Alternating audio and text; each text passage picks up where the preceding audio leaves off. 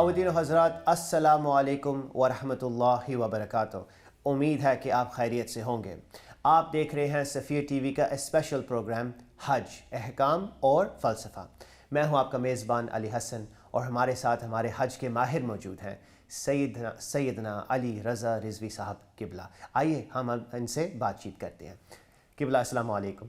وعلیکم السلام ورحمۃ اللہ. کیسے ہیں آپ؟ الحمدللہ رب العالمین. آج کی ایپیسوڈ سر مینا کے بارے میں. آپ نے ہلکا سا تذکرہ کیا تھا مینا کے بارے میں پچھلے ایپیسوڈ میں. آپ نے عرفات کے بارے میں بتایا، آپ نے مزدلفہ، اور آپ پھر ہمیں مینا تک لے گئے تھے. لیکن آج کی ایپیسوڈ پوری ہم نے ڈیڈیکیٹ کی ہے مینا کے لیے. تو آپ ہمیں بتائیں کہ کس دن ہمیں مینا پہنچنا ہوگا اور وہاں کیا کرنا ہوگا.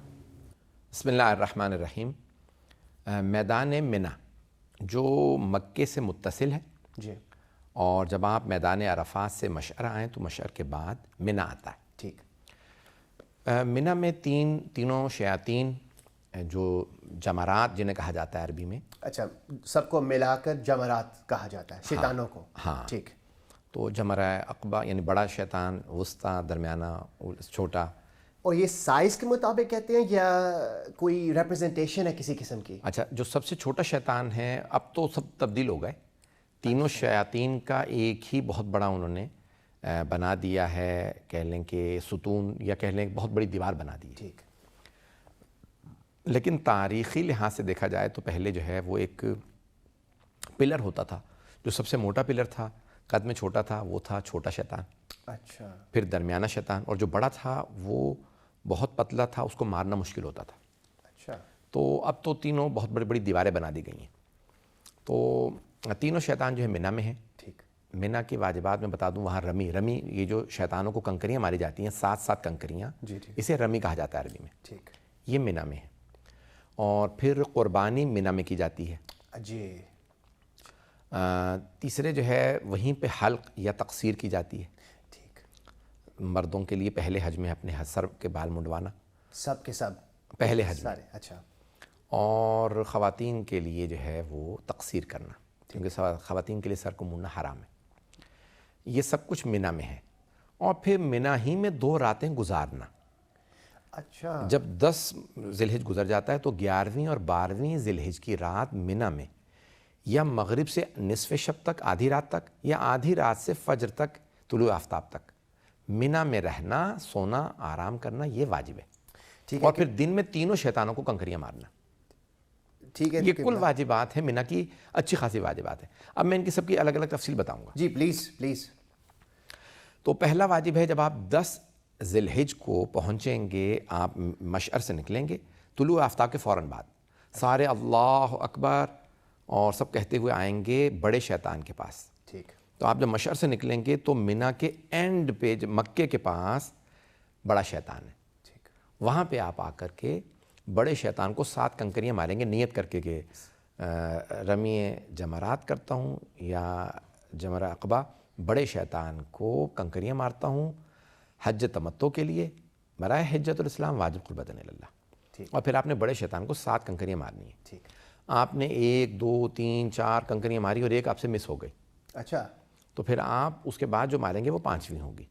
آپ کو خود نظر آنا چاہیے کہ میں نے کنکری ماری، یہ لگ گئی. اچھا. آپ خود دیکھ کے ماریں اور اپنے ہاتھ سے ماریں. اگر نہیں جا سکتے، جیسے خواتین نہیں جا سکتی، جی. کمزور لوگ، بزرگ لوگ، بیمار لوگ، تو ان کی نیابت میں کوئی اور رمی جمارہ کر سکتا ہے. اچھا. صحیح. شیطانوں کو کنکریاں کوئی اور مار سکتا ہے. تو یہ رمی جو ہے وہ واجب ہے. اور کہہ لیں کہ چوتھا واجب حج کا، حج تمتع کا. ٹھیک ہے. اور یہ صبح 10 ذی الحج. آپ نے کہا کہ جیسے کہ ابھی عورتوں کے بارے میں بات کی ہے اور بزرگوں کے بارے میں بات کی کہ وہ کسی کے وہ ہائر کر سکتے ہیں یا کسی کو کہہ سکتے ہیں کہ نیابت لفظ آپ نے استعمال کیا ہے. عورتوں کے بارے میں ہم بات کریں، خواتین کے بارے میں، کہ مزدلفہ، اگر ہم ایک سٹیپ پیچھے جائیں، مزدلفہ میں کیا ان کو وہاں ٹھہرنا پوری رات ضروری ہے کہ وہ سکپ کر سکتی ہیں اس چیز کو، اس پہلو کو، اور فوراً مینا پہنچ سکتی ہیں؟ کیونکہ وہاں پہ رکنے کی جگہ نہیں ہے تو اضطراری وقوف کر لیں، اضطراری، اور پھر اس کے بعد وہ مینا آ جائیں اور مینا میں اپنا سامان وغیرہ رکھ کے، جن کے لیے مجبوری ہو، بیمار ہوں یا بالکل نہیں بیٹھ نہیں سکتے، جی. تو وہ اضطراری وقوف کر چکے ہیں. لیکن خود مشعر کا بھی رکن ہے. تو جو لوگ آ سکتے ہیں وہ فوراً مشعر واپس آئیں گے، واجب ہے.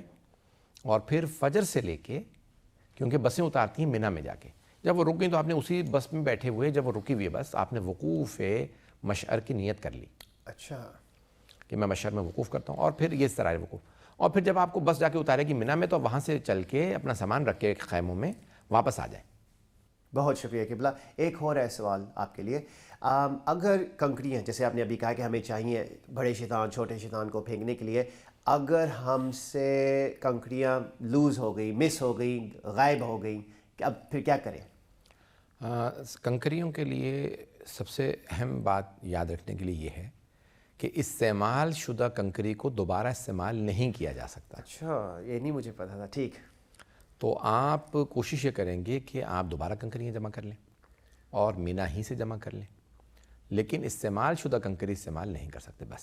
ٹھیک ہے. اس لیے آپ نے کہا تھا کہ 70 کنکریاں آپ کو اٹھانا چاہیے، مستحب ہے مزدلفہ سے. ہاں. اور ایک یہی وجہ ہے کہ اگر آپ کی کنکریاں گم جائیں تو پھر آپ تو آپ کے پاس انف ہے پھر بھی. ہاں. اچھا ٹھیک ہے، سمجھ گیا قبلہ. جی آپ آگے ہمیں بتلا رہے تھے مینا میں کیا ہوتا ہے، اور آپ بریکی میں جا رہے تھے، اگر آپ پلیز کیری آن کریں. ہاں، تو میدان مینا میں آپ نے 10 ذی الحجہ کو صرف بڑے شیطان کو کنکریاں مارنی. جی. یہ چوتھا واجب ہے. ٹھیک. اور اس کے بعد پھر قربانی کرنی ہے. اچھا. جی. نہر کریں گے، اونٹ کو یا گائے یا بکرا یا بھیڑ ذبح کریں گے. یہ کون چوز کرتا ہے کہ کون سا جانور جو ہے وہ آپ خود انتخاب کر سکتے ہیں، یا آپ کے قافلہ سالار یا وہ جس کو بھی آپ کو ذمہ دار سمجھیں گے اس آدمی کو بتا دیں گے کہ بھئی یہ ہمارے حاجیوں کے نام ہیں. جی. جی. اور وہ ان سب کے نام پڑھ کے نیت کر کے ان کے بہاف پہ جانور قربان کریں گے. اچھا. ان کی شرائط ہوتی ہیں کہ بھئی یہ اتنے، یعنی جانور اتنا اس کی ایج ہونی چاہیے، اس میں نقائص نہ ہوں. اور پھر وہ نام لیں گے مثال کے طور پہ کہ میں علی رضا رضوی کی نیابت میں یہ بکرا قربان کرتا ہوں حج تمتع کا برائے حجۃ الاسلام واجب قربۃ اللہ. اور یہ کون کر رہا ہے قربانی؟ وہاں کے جو لوکل اتھارٹیز ہیں کہ آپ کا قافلہ سالار نے کسی کو اپوائنٹ کیا ہے؟ وہ وہاں پہ لوگ عموماً جانور بیچ رہے ہوتے ہیں، آپ کے اپنے ہی لوگ جائیں گے، یا قافلہ سالار یا وہ جس کو وہ کہے گا.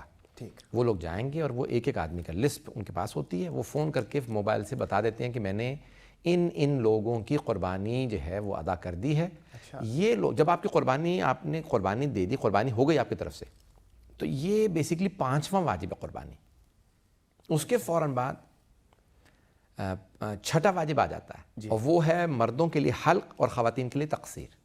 اچھا. جب آپ کو خبر ملے گی کہ قربانی ہو گئی تو پھر اب آپ حلق کر سکتے ہیں. حلق کا مطلب کہ پورے سارے بال اتارنے پڑیں. تو پہلے حج میں آپ کو پہلے حج میں. تو اب یہ آپ کے میدان مینا ہی میں آپ کو سر منڈوانا پڑے گا. ٹھیک. آپ اسی دن سر منڈوائیں گے، اور پھر بعض اوقات وہاں پہ باربرز ہوتے ہیں، لمبی لمبی کیوز ہوتی ہیں. فوراً جیسے ہی آپ کی قربانی ہو گئی، کچھ لوگ اپنی لے جائیں. بہت سے یعنی مشین سے استعمال کرتے ہیں، لیکن بہت سے کہتے ہیں نہیں مشین کافی نہیں ہے، بلکہ آپ کو پلیٹ سے سر کو شیو کرانا ہے. شیو کیا، اور جب سر کو آپ نے مونڈ لیا، خواتین کے لیے بال کاٹنا، چند تھوڑے سے بال کاٹے تو اب 6واں واجب آپ کا ادا ہو گیا. آپ خود بال کاٹ سکتے ہیں؟ آپ اپنے خود بال کاٹ سکتے ہیں. اگر آپ پہلے حج پہ جا چکے ہیں تو آپ کے لیے حلق واجب نہیں ہے، چند بال کاٹ دیں، کچھ بال کاٹ دیں. اور پھر جیسے ہی آپ نے بال کاٹے تو اب آپ کا یہ 6واں واجب ہو گیا. ٹھیک ہے. اور بال صرف سر سے کہ داڑھی سے بھی کاٹ سکتے ہیں؟ سر سے بہتر ہے، داڑھی سے بھی کاٹ سکتے ہیں، ناخن بھی کاٹ سکتے ہیں. صحیح. جی. تو اب جیسے ہی آپ نے حلق کر لیا تو اب آپ حالت احرام سے باہر آ گئے. ٹھیک. یہ وہ مقام ہے کہ جب آپ باہر نکل آتے ہیں حالت احرام سے اب آپ باہر آ گئے. جی. اور اب آپ جو ہیں کپڑے تبدیل کر سکتے ہیں. عام طور سے وہاں پہ باتھ رومز ہوتے ہیں، آپ جو ہے غسل کر لیں، کپڑے پہن لیں، کیونکہ عام طور سے لوگوں کے لیے احرام میں کافی پریشانی ہوتی ہے. جی. جی. تو پھر اس کے بعد لوگ عام طور سے شلوار قمیض یا کوئی بھی پینٹ شرٹ وغیرہ پہن لیتے ہیں، اور پھر وہ حالت احرام سے باہر آ گئے. تو آپ نے کہا یہ 10 ذی الحجہ کو 10 ذی الحجہ کو سارا کچھ یہ سارا پروگرام جاری رہتا ہے. تو اس کا مطلب کہ ہم نے احرام باندھا حج تمتع کے لیے 8 ذی الحجہ کو. اب 2 دن ہو گئے ہیں شاید لوگوں نے نہایا نہیں، غسل نہیں کیا. نہا نہیں سکتے ہیں، لیکن وہاں پہ بہت ٹف ہوتا ہے. لیکن 10 کو عام طور سے پھر لوگ ٹائم ملتا ہے جب وہ تبدیل کر لیتے ہیں احرام، حلق کرواتے ہیں، پھر سب نہاتے ہیں. پھر سب نہاتے ہیں. ٹھیک ہے. قبلہ کون سے ایسے محرمات ہیں جو جیسے آپ کا جو حالت احرام سے آپ باہر نکلتے ہیں جو حرام ہی رہتے ہیں اور جو حرام حلال ہو جاتے ہیں؟ اگر اس میں آپ تھوڑا سا گفتگو کریں. جب آپ احرام باندھتے ہیں تو آپ پہ بہت سی چیزیں 25 چیزیں ہم نے گنوائی تھی کہ حرام ہو جاتی ہیں. جی. وہ سب حلال ہو جاتی ہیں جب آپ نے یہ حلق کر لیا, اچھا ٹھیک, تقصیر کر لی, تو تقصیر کے بعد حلال. سوائے ہسبینڈ وائف کے ریلیشن شپ جائز نہیں, یعنی میاں بیوی کے تعلقات جائز نہیں رہتے, وہ طواف نساء کے بعد میاں بیوی ایک دوسرے پہ حلال ہوں گے. سارے کے سارے حرام چیزیں آپ پر جیسے ہی آپ نے احرام باندھا وہ حلال ہو جاتی ہیں ایکسیپٹ جو ریلیشن. میں بھی بتا رہا ہوں جی ہاں, تو پہلا جو ہے وہ میاں بیوی کے تعلقات, جی کہ ان میں سے کوئی چیز بھی جائز نہیں ہوگی جب تک کہ طواف النساء نہیں کریں گے. ٹھیک, اور خوشبو لگانا جب تک کہ آپ طواف زیارت نہ کر لیں. خوشبو ٹھیک اوکے. یہ اس کے بعد جو آپ طواف کریں گے اسے طواف زیارت کہا جاتا ہے. جی اور پھر ہم مکے کی جو واجبات ہیں اگلے ایپیسوڈ میں ڈسکس کریں گے, اور وہاں پہ ہم بتائیں گے کہ اب کیا کیا وہاں کی واجبات ہیں. قبلہ بہت بہت شکریہ, یہ ایپیسوڈ کافی انٹرسٹنگ تھی. Once again thank you.